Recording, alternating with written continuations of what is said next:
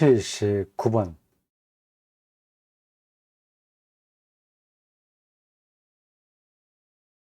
31절부터 보면 되겠습니다. 이제 본격적으로 장터놀이 비유가 나옵니다. 좀 특이해요, 이 비유가. 자, 31절 이렇습니다. 또 이르시되 이 세대의 사람들을, 이 시대 사람이죠. 사람을 무엇으로 비유할까? 무엇과 같은가? 비유.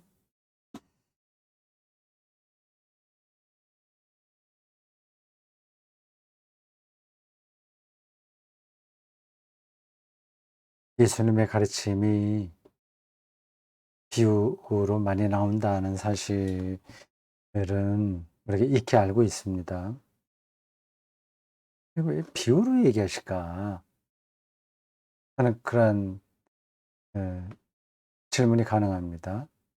하나님 나라는 뭐다 뭐다 뭐다 이렇게 딱딱딱딱 끊어서 말씀하지 왜 뭐뭐와 같다 이렇게 얘기하실까, 그런 질문입니다.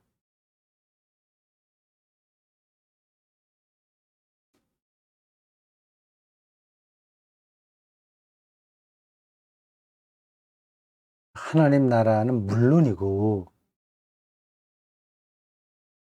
사람을 포함한 이 세상과 우주 모든 것들의 실체를 우리가 아직 모르기 때문에 저런 비유로 말할 수밖에 없는 겁니다.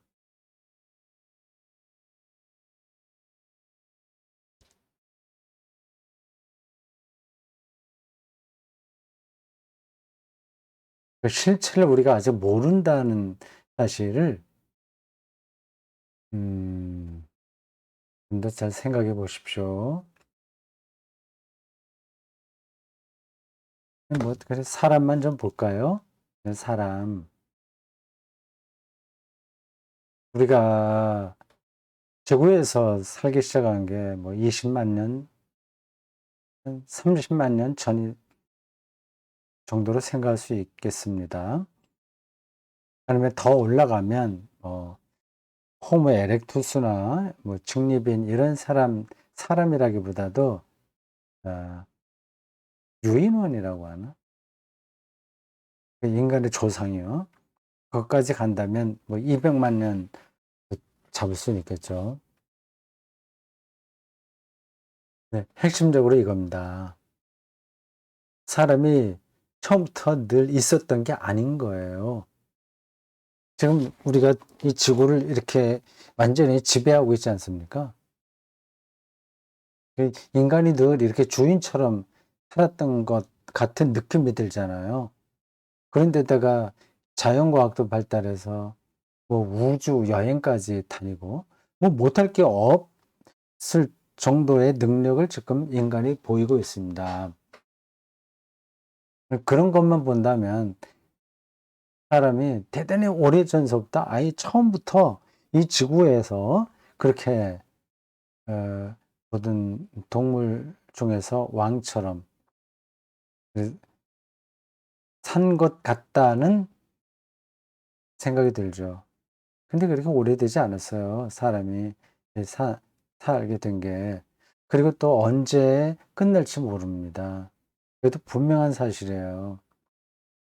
뭐 아주 흔한 예를 든다면 공룡 말입니다. 근데 오랫동안 지구를 지배했거든요. 근데 어느 순간에 멸망했잖아요. 인간도 그럴 수 있습니다. 지금 코로나19로 어수선합니다. 뭐 변이 뭐 이런 말들로 인해서 뭐 백신으로 또 해결될 수 없다. 그런 얘기들이 나오고요. 결국 그냥 같이 더불어서 살아야 된다 하는 겁니다.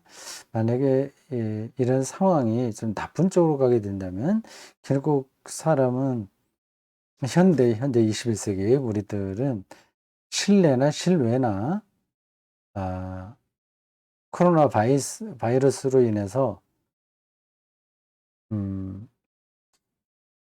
이 마스크를 벗지 못하고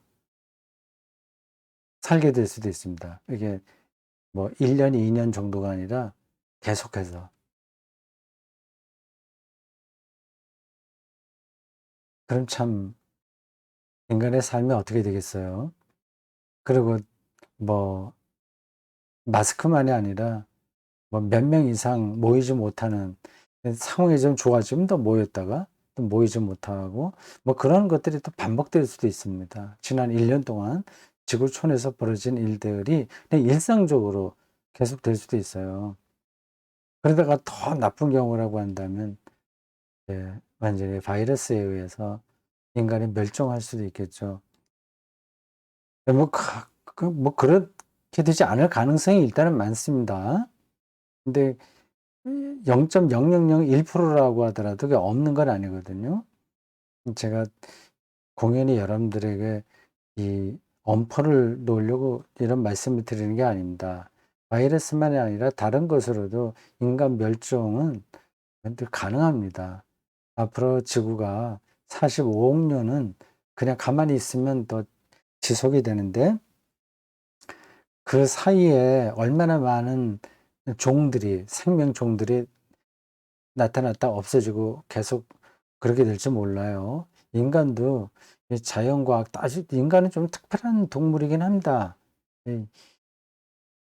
여태까지 지구에 살았던 많은 종들, 어, 있다가 사라지기도 했던 많은 종들 중에서 인간과 같은 종은 거의 없어요. 그런 점에서 하나님의 형상으로 지음받았다는 성경의 진술이 맞는 겁니다.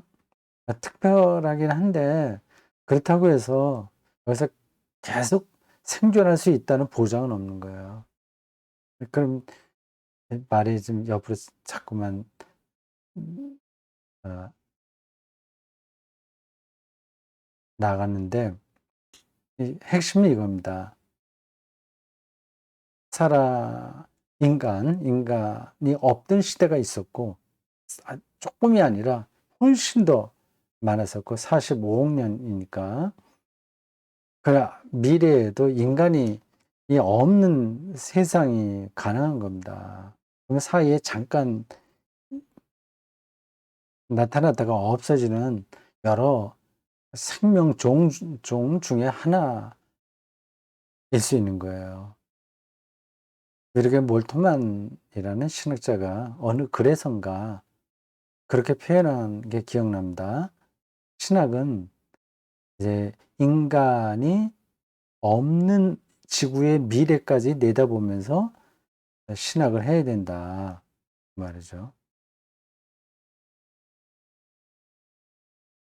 지금 제가 이런 말씀을 드리는 이유는 왜 비유로 말할 수밖에 없을까 하는 것을 설명하는 겁니다. 궁극적인 것은 다 가려져 있어요. 숨겨 있어요. 은폐되어 있어요. 그걸 어떻게 직접 얘기할 수 있습니까? 아직 다 드러나지 않았는데 비유로밖에 말 못하는 겁니다.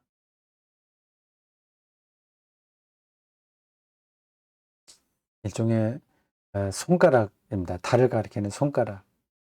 이 인간의 모든 그 학문, 문학, 예술 이런 것들도 다 사실은 비유예요.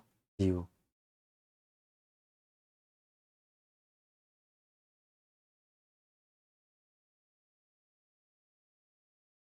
32절 비유하건대 아이들이 장터에 앉아 서로 불러 이르되 우리가 너희를 향하여 피리를 불어도 너희가 춤추지 않고 우리가 곡하여도 너희가 울지 아니하였담과 같도다. 이런 놀이가 그 당시에 있었던 것 같습니다.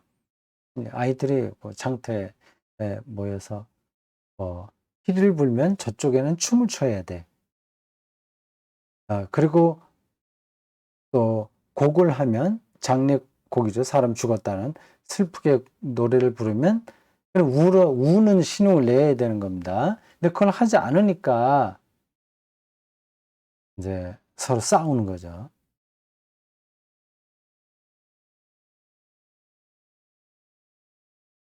그 장면은 뭐 머리에 떠오르죠. 아이들이 장터에서 서로 한쪽 편을 갈라서, 저도 어렸을 때 편 갈라서 노는 거 많이 했는데, 한쪽에서 피리를 불면 춤을 춰야 되고, 또 곡을 하면 울어야 되고, 뭐 그렇게 아주 좀 재미있게 어떤 놀이를 했던 것 같습니다.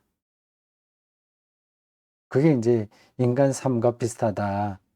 네, 그렇게 하면서 서로 싸우니까 그걸 재밌게 놀면 좋은데, 그러지 않고 서로 "왜 우리 말대로 하지 않았어? 어땠어?" 그렇게 싸우는 모습이 바로 그 인간들의 삶과 비슷하다. 그런 얘기를 하신 거죠.